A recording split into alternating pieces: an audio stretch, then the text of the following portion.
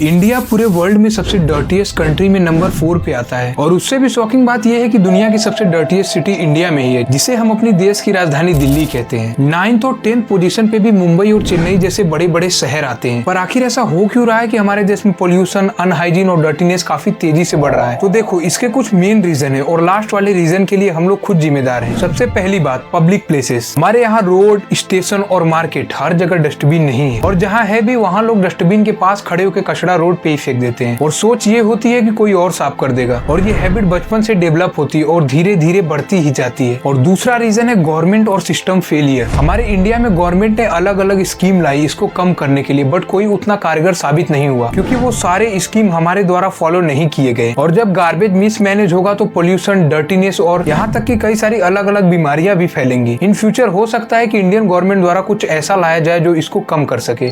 तीसरा main reason है education और माइंडसेट। हम स्कूल के बुक्स में सिविक्स तो पढ़ते हैं बट सिविक सेंस नहीं सीखते। बट यही सबसे इंपॉर्टेंट रीजन, क्योंकि हमें सही चीज सिखाई ही नहीं जाती और सिखाई भी जाती है तो हम उसे फॉलो नहीं करते। प्रॉब्लम एजुकेशन नहीं है, लोगों का सिविक सेंस और माइंडसेट है। और लास्ट और सबसे इंपॉर्टेंट रीजन जिसके लिए हम लोग खुद जिम्मेदार हैं, नॉट माई रिस्पॉन्सिबिलिटी। इंडिया में सबसे बड़ी प्रॉब्लम यही है कि लोग कहते हैं ये मेरी जिम्मेदारी नहीं है। जब तक हर सिटीजन ना समझे कि देश को साफ रखना उसकी और गवर्नमेंट की जिम्मेदारी है, तब तक ऐसे ही चलता रहेगा और कुछ नहीं बदलेगा। इंडिया गंदा पुअरनेस के कारण नहीं है, बल्कि इसलिए है क्योंकि यहाँ के लोग केयरलेस हैं।